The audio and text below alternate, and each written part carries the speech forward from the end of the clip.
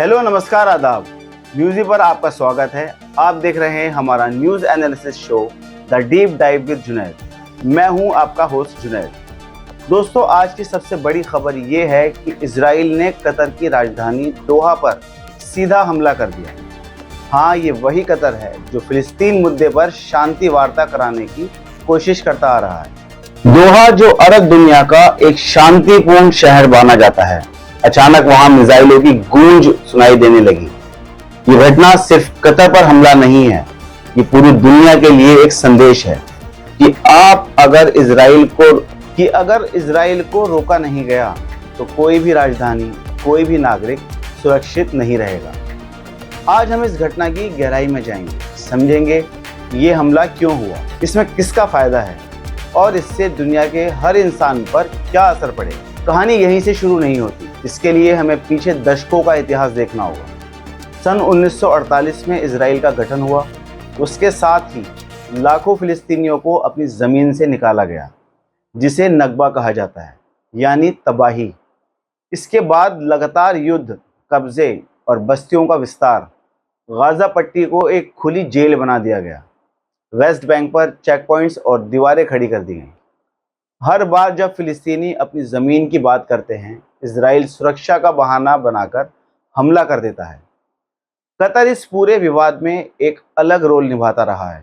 Qatar ने Gaza की मदद की, फिलिस्तीनियों को राहत दी और कई बार इजराइल और हमास के बीच शांति वार्ता करवाई। यानी कतर सिर्फ एक तेल और गैस वाला देश नहीं है, बल्कि वो एक मध्यस्थता कराने वाला देश भी है। लेकिन इजराइल को यही सबसे बड़ा खतरा लगता है, क्योंकि शांति वार्ता का मतलब है कि दुनिया फिलिस्तीन की तकलीफ को देखे, और इजराइल यही नहीं चाहता। अब सवाल है कि दोहा पर हमला क्यों हुआ। इजराइल ने दावा किया कि कतर से हमास नेताओं की मदद मिल रही थी, लेकिन सब जानते हैं कि असलियत अलग है।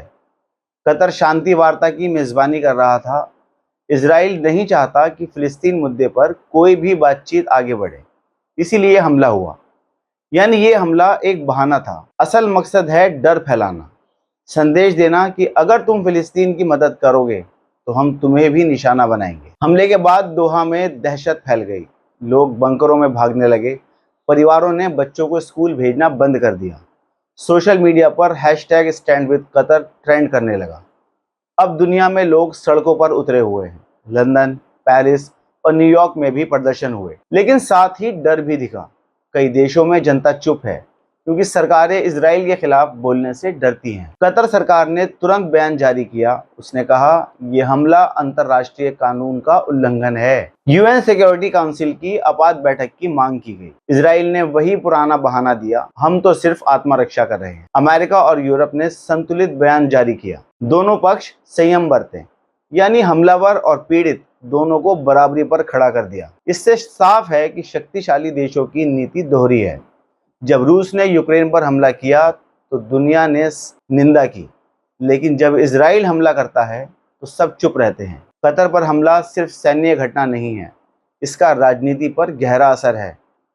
अरब देशों में गुस्सा है। सऊदी अरब, ईरान और तुर्की पर दबाव बढ़ रहा है कि वो खुलकर बोले। इजराइल के अंदर भी आलोचना हो रही है। कई लोग कह रहे हैं ये सरकार देश को अलग थलग कर देगी। फिर चुनावी राजनीति का सवाल है। इजराइल की सरकार अक्सर युद्ध को राजनीति के हथियार की तरह इस्तेमाल करती है। यानी जब आलोचना बढ़ती है तो ध्यान भटकाने के लिए हमला कर दो। इस हमले का असर अर्थव्यवस्था पर तुरंत दिखा। तेल की कीमतें बढ़ गईं, स्टॉक मार्केट्स हिल गई, एयरलाइंस ने दोहा की उड़ानें रद्द कर दी। लंबे समय में निवेशक चिंतित होने लगेंगे। मध्य पूर्व में अस्थिरता का मतलब है व्यापार पर सीधा असर। कतर की गैस सप्लाई भी प्रभावित हो सकती है, जो यूरोप के लिए बहुत महत्वपूर्ण है। सबसे ज़्यादा असर आम लोगों पर पड़ा है। दोहा जैसे शहर में पहली बार युद्ध का डर महसूस किया गया। परिवार अपने बच्चों को लेकर भाग रहे हैं। लोगों में गुस्सा भी है और डर भी। मानसिक तनाव, चिंता, असुरक्षा, ये सब कतर वासियों के लिए रोजमर्रा की जिंदगी का हिस्सा बन चुका है। ये हमला सिर्फ कतर पर नहीं है, पूरे क्षेत्र पर असर डालता है। ईरान ने चेतावनी दी है कि हालात और बिगड़ सकते हैं। सऊदी अरब पर दबाव है कि वो खुलकर बोले।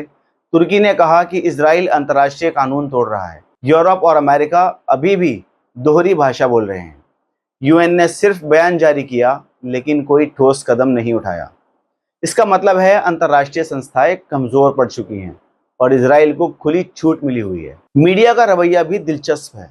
अरब मीडिया इसे साफ साफ हमला कह रहा है, पश्चिमी मीडिया इसे टारगेटेड स्ट्राइक कहकर नरम बना रहा है।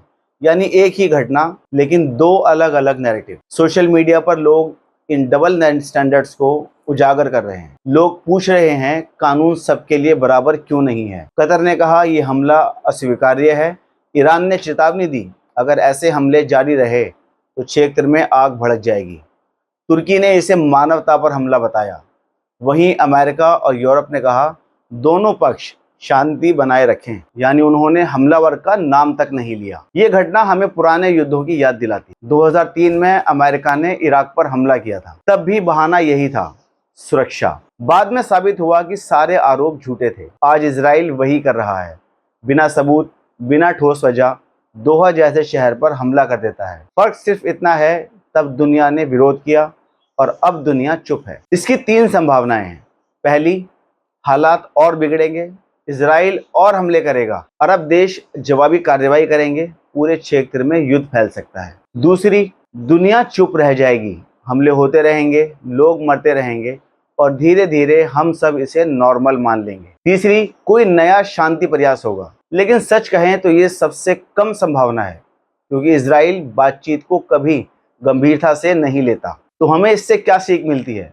सबसे पहले, कब्जा और उत्पीड़न कभी शांति नहीं ला सकते। दूसरा, अगर अंतर्राष्ट्रीय कानून सिर्फ कमजोर देशों पर लागू होगा तो उसकी कोई अहमियत नहीं बचेगी। तीसरा, अगर आज दोहा असुरक्षित है तो कल दिल्ली, पेरिस या न्यूयॉर्क भी असुरक्षित होंगे। यानी इजराइल का हमला सिर्फ कतर पर नहीं, ये पूरी दुनिया पर हमला है। दोस्तों, आज हमने देखा कि कैसे एक हमला पूरे अंतर्राष्ट्रीय सिस्टम को हिला देता है। इजराइल ने दोहा पर हमला करके ये साबित कर दिया कि अगर उसे रोका नहीं गया तो कोई भी राजधानी सुरक्षित नहीं रहेगी। ये हमला सिर्फ इमारतों पर नहीं है, ये हमला इंसाफ पर है, ये हमला अंतर्राष्ट्रीय कानून पर है, ये हमला सुरक्षा पर है। अब सवाल आपसे, क्या हम चुप रहेंगे या आवाज उठाएंगे? मैं हूं जुनेद, आप देख रहे थे डीप डाइव विद जुनेद, सिर्फ न्यूज़ी पर। सोचिए, सवाल पूछिए और चुप मत रहिए। धन्यवाद।